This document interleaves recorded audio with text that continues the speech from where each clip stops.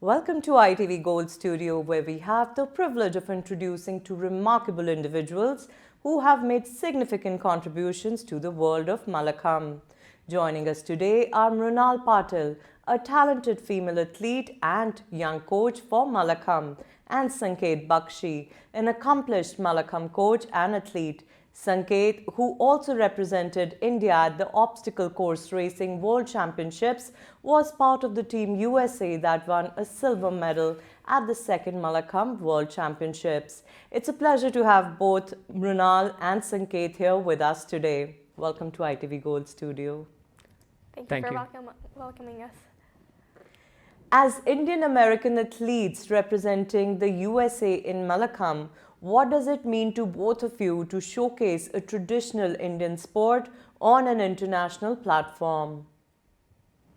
Okay, I take great pride in what I do because here in America, I feel like I'm representing India, but when we were competing, I feel like I was representing the American part of me.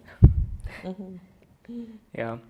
I think to me, honestly, Mallakhamb is a little bit more emotional journey because my grandfather used to practice Mallakhamb, but I never saw him perform on a Mallakhamb. Okay, got it. I always heard about his stories about how he was a Mallakhamb athlete and so forth, right? My dad used to practice it when he was in school, but obviously I wasn't there at that time. So I had always heard about these stories, and now when I'm actually doing the sport, all those stories start becoming real. It's all in the genes. I don't know about that. And your kids, they're also doing this sport, Yes, right? both of my kids are. Of course. So what does winning a silver medal at the World Championships mean to both of you? So for me, first of all, because this was our first time, we were like so excited and like completely like, wow, we deserve this. Yes, finally did it.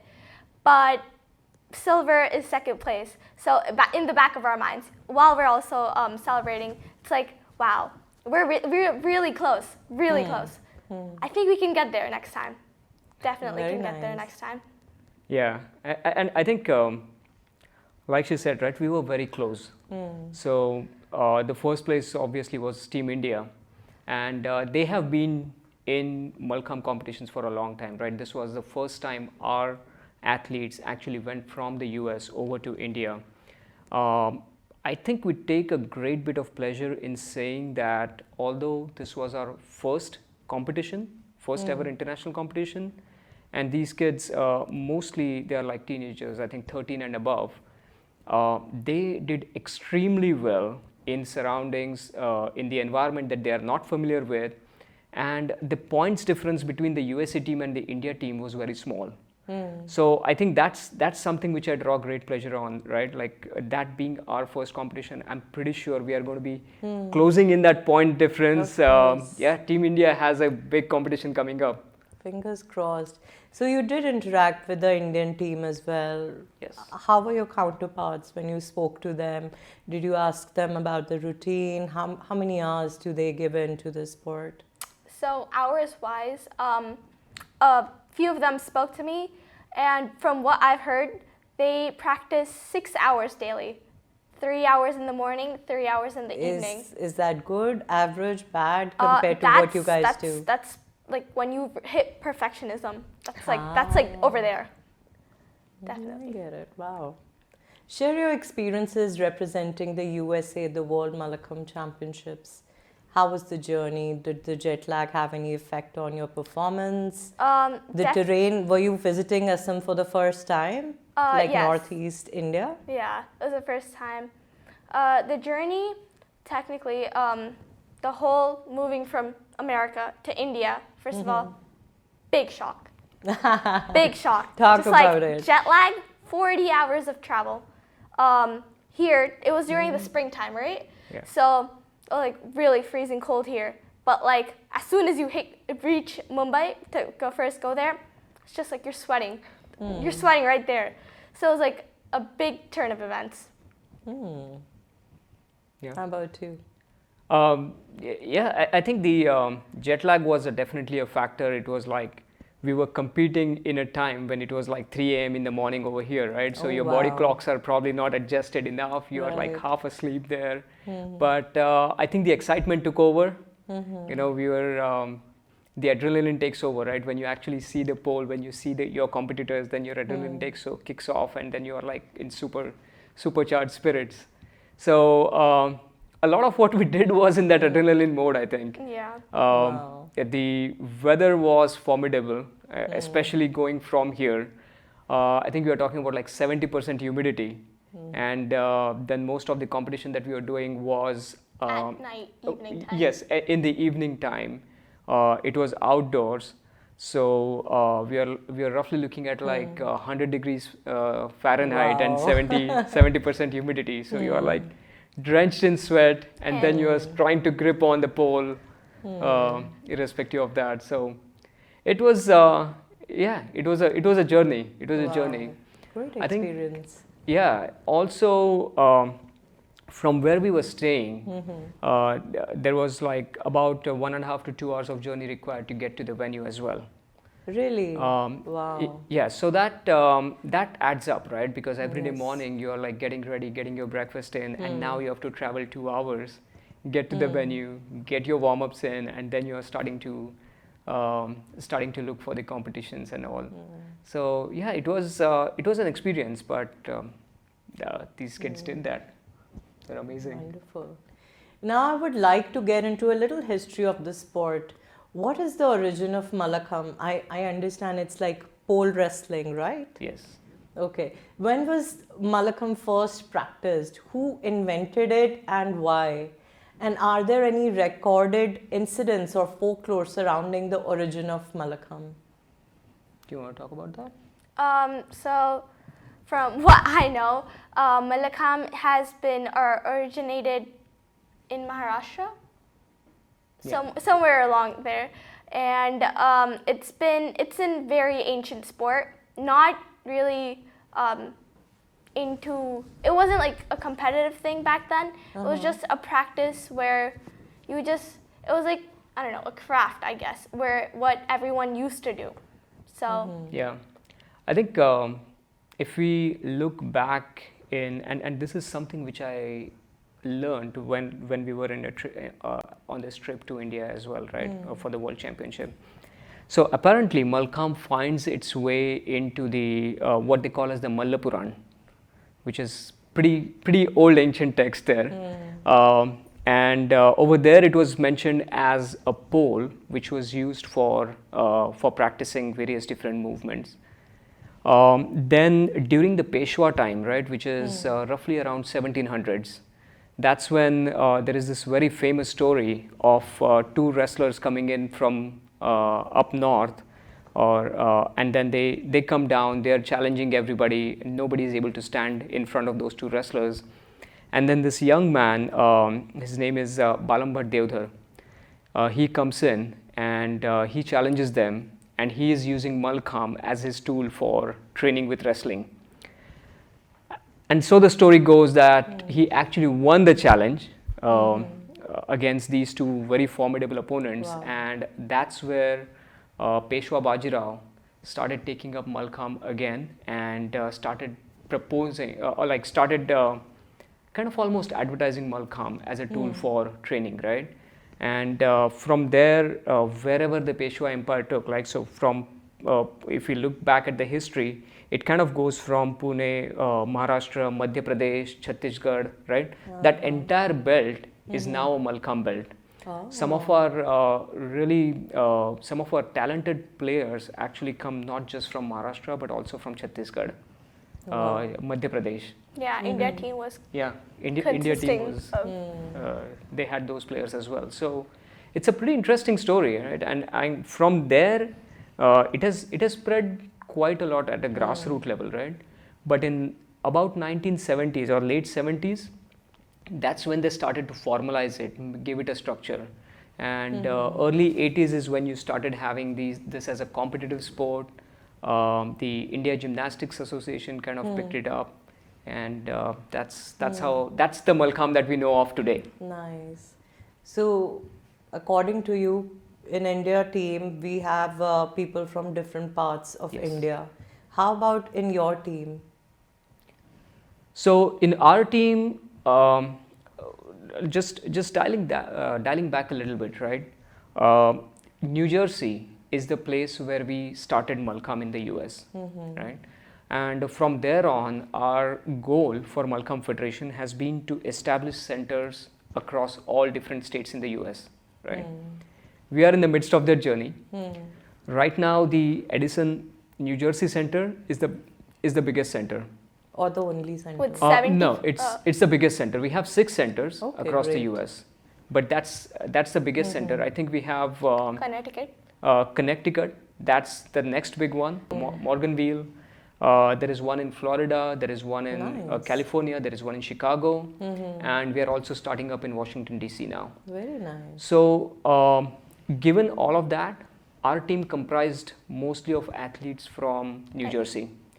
There was one person who was Connecticut. from Connecticut. There was another one who used to be in Chicago, and then they moved. But basically, Chicago, Connecticut, and Okay. New Jersey. New Jersey was like the major part of our team. Definitely hoping it will change. We do have some of the non-Indian diaspora as well that's practicing Mallakhamb, so we are really hoping that we start getting more and more of their involvement. So That's true. Mallakhamb then does not just become an Indian sport, right? Right. We really wanted to make a global sport, right? Right now, when we were at the World Championship, the Japan team was really strong. So we want something like that to happen. We want that people outside of Indian origin should actually Yes. understand the sport, start practicing it, and then start competing at the highest level. That I think would be the truly global Yeah. nature of the sport. Like not How do you trying. think this sport would have permeated through Japan? So, places like Japan, what has happened is, and there are champion individuals, right, in each of these places. So, what has happened there is some individuals, sometimes they come to India, sometimes they learn the sport there, take it back, and then start practicing it there. Then they start making a community, right? It's a lot more organic way of growing there. There are also instances where people who have done substantial accomplishments in Mallakhamb in India have gone to these countries and they have started some centers, right? Like I think Poland is one example. Yes, I believe Poland is one. Poland is one Nice. example where people from India who have done something accomplished really high with Mallakhamb went in there, settled there, and now they are actually spreading it organically. How much chances do you think Mallakhamb has to get popular in America? It's a journey. It's a journey. We are definitely looking at Mrinal and some of her friends, right? Because to think about it, these guys are our next generation coaches, right? Exactly. They are embedded within the social fabric, right? I mean, how much ever you say this, right? Like I come in here as a first generation immigrant, right? But if I look at Mrinal or if I look at my kids and then see, or even I think even with the young coaches, how many young coaches do we have now? Around 10. Around 10? Around Yeah, 10. so around Wow. 10 middle school and high school kids who are passionately teaching this sport to other kids, right? Now consider this, that they have a lot of their friends who are non-Indians, right? And really we are looking at this generation to be able to take this sport forward. We can create a framework there, we can do the foundation work, but it's really the next generation that will pick it up. True. Mrinal, what inspired you to pursue Mallakhamb at a competitive level? I think it's just the amount of time and efforts I put into the sport. First, When did you first learn about it? My dad actually heard about it. He played it, and he was just a schoolboy as a fun thing on the playground and stuff. But we moved here in 2016, and one of his colleagues told him about this. And he's like, well, she's bored at home anyways. She has nothing to do here. Put her in a sport. Let's try it. And here it happens. 7 years go by, and I'm actually competing. Wow. How do you both prepare yourself physically and mentally for Mallakhamb competitions?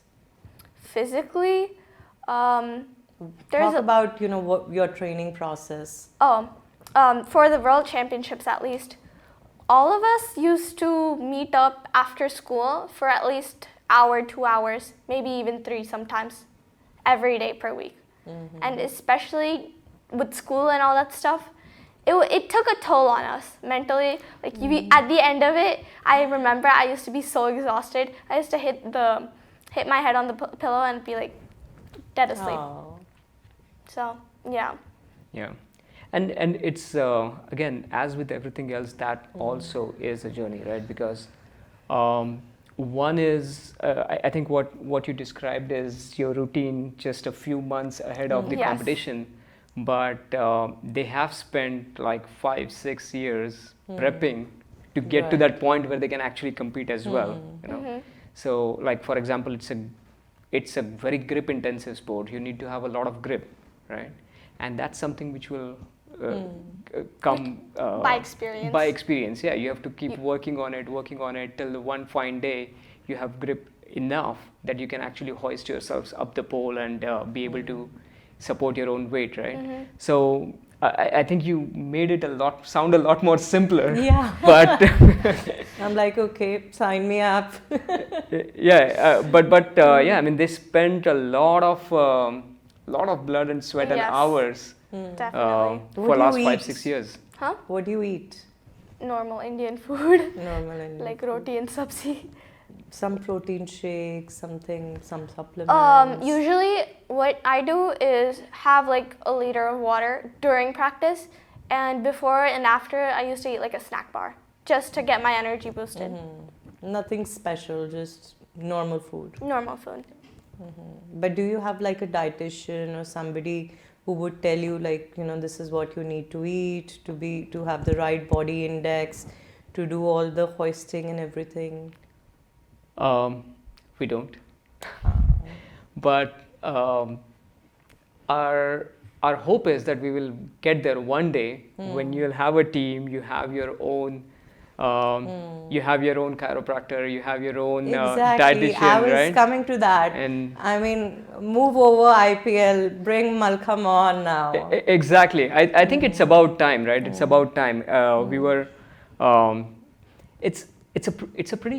are at a very interesting place right now. Like if you look at India as a country, we are so confident we are super confident in ourselves. And really, if you look at it, right, when do you go back and look at yourself? When do you go back and say that what I have is good enough? When you're super confident, right?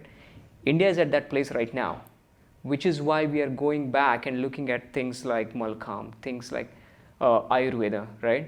And Yoga, of course. Yoga, right? And these are the things that we will be able to look within ourselves and then take that next leap, right? Basically believing in what we have to get to that next level.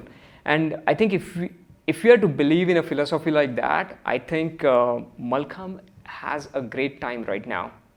So hopefully, yes, we'll have a nice big team, we'll have an entourage the next time we go to the World Championships, I don't know.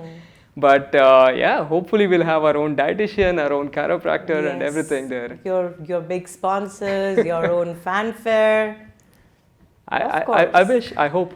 Yes, fingers crossed. We'll work to make that happen. Mrinal, what challenges have you faced as a female athlete in a traditionally male-dominated sport, and how have you overcome them?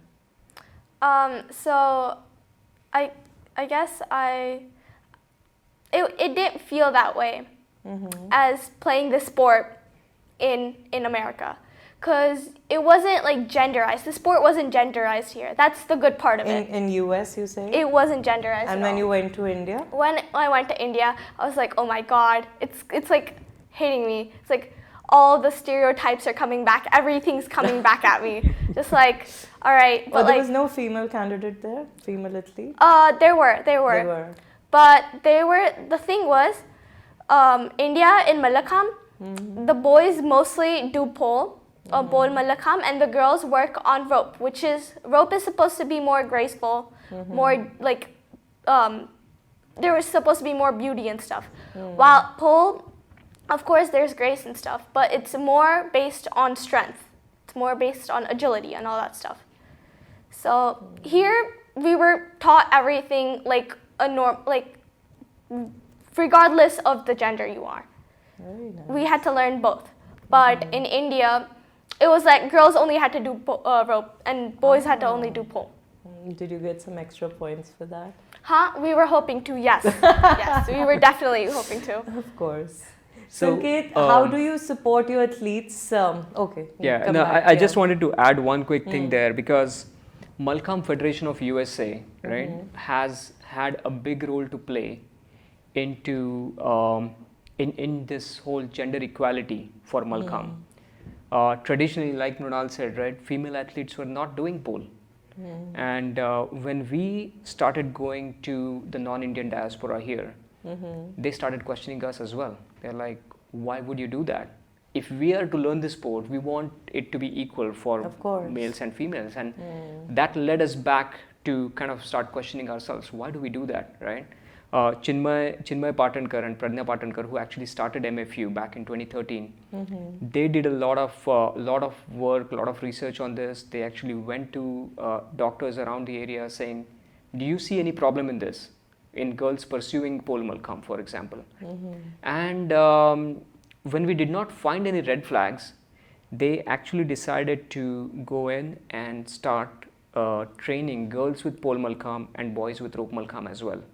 Nice. Right. So and then from there on, when people in India heard that we are doing it here in the US, that's where it started catching on. So this center in Edison, New Jersey, has a huge role to play in how gender equality shaped for this sport. Wonderful. And a lot of that credit goes actually to Chinmay and Pradnya Patankar, to make that happen. How do you support your athletes in overcoming challenges and pushing their limits? What role does mental preparation play in the success of Mallakhamb athletes? Mental preparation, I think, a lot, right? And how do you push them, like? Yeah, as with any sport, right? Any sport there is a lot of mental element to it. So the way that I truly believe in is, you'll train with the sport, you'll go through the routines, you'll go through the motions, and your body adapts to it, right? That is one part of it. Once that physicality part is done, then it's all a mental game. Then it's all based on, okay, what are you talking to yourself? What is your inner dialogue like, right? When you want to push that extra mile, or when you want to push that last 10 seconds, right? I mean, here we have short sets and long sets, right? Routines. And in routines, so you'll have like 1 minute short set where you're doing, it's almost like a 1 minute sprint. And trust me, in that 1 minute sprint, 50 seconds, like once you get to 50 seconds, then you really want to just drop down dead, right? How do you get through that last 10 seconds? And that's all about, what is it that you're telling yourself, right? Are you just telling yourself that it's just 10 seconds? Maybe I already did 50 seconds. You know what? Just 10 seconds left. Go through it, right? It's all about that mental dialogue. There are routines that you can do physically to keep pushing yourself. Like, so for example, one of the things that we did, I think Mrinal did an amazing, I still remember, you were doing 5 minute dasrangs. 4 minute dasrangs. 4 minute dasrangs, You yes. just have to keep going for 4 minutes. Yeah, so dasrang is like one of the very basic moves, right? But it involves literally your entire body, and you are on the pole, you're using your hands to hoist up the pole, and then grabbing again with your feet, right? So it's hard to explain, but visually maybe we can see a video of that visually. But what she did is basically for 4 minutes, she continued doing dasrangs, one after the other, one after the other. That's it. No stopping, no getting down from the pole. If you're tired, take a rest on the pole, start again. You're not getting down. You're not getting down, right? And it's things like these that start preparing you mentally. You're like, okay, if I did this for 5 minutes, why can I not just push for 10 seconds extra, right? So that mental preparedness is always keep pushing to the next brink of failure.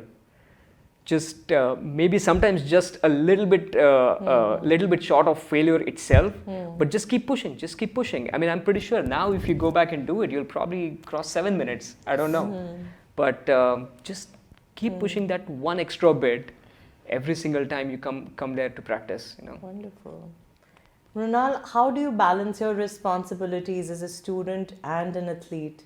How has Mallakhamb influenced other aspects of your life? I think Mallakhamb, like in school-wise, you learn Mallakhamb and school, you learn a lot of time management skills because you have homework and on the other hand you have practice. So you do practice and then you come back and then you do homework. It's a challenge, but I think you grow used to it. And yeah. Do you get free days? Yes. What do you do then? Free days, usually it's either I'm at home, probably like watching TV. If I have more homework, I'll do that. Playing outside. Yeah. Nice. Believe it or not, they are regular kids. They are regular kids. Right. They're just doing some amazing stuff. As an Indian American athlete, do you feel a sense of responsibility to inspire and motivate young Indian Americans to engage with their cultural heritage through sports like Mallakhamb? Yes, definitely. Like I said, I take great pride in what I do here and to show it back to India. So it's actually really like when we do demos and stuff, it's like it makes me feel great because I'm like diversifying the sport, but I'm also showing like the world, this is me, this is who I am. So yeah. And a lot of these, a lot of our athletes, right? They are actually cross-pollinating what they learn from Mallakhamb to other aspects, right? Like one of our athletes, she is taking rope Mallakhamb and converting that into a dance routine. So now you are looking at sports and art going together. There are gymnastics. Yeah, exactly. There are other athletes that are. One of our athletes, she's a state level, regional level gymnast, and she recently appeared for the nationals as well. Wow. So pretty accomplished individuals. Mrinal herself, along with I think another of our athlete, Dean, both of them have been wrestling, and wow, really? They were recognized by the Middlesex County. I think Dean was number 1 in there, right? Yeah. He came third. And that's incredible. So a lot of them are actually finding cross-pollination between Mallakhamb and all of these other sports. So one is the cultural aspect to it, right? Like the pride of it, and saying, okay, I'm doing this sport, which is part of me. It's part of my roots, right? It's part of where I come from. And then there is the other part to it, saying, okay, I'm not just doing this for the pride. I'm also doing this because it helps me in so many other different ways. Very true. Are there any specific initiatives or partnerships you're involved in to promote Mallakhamb and Indian sports within the Indian American community?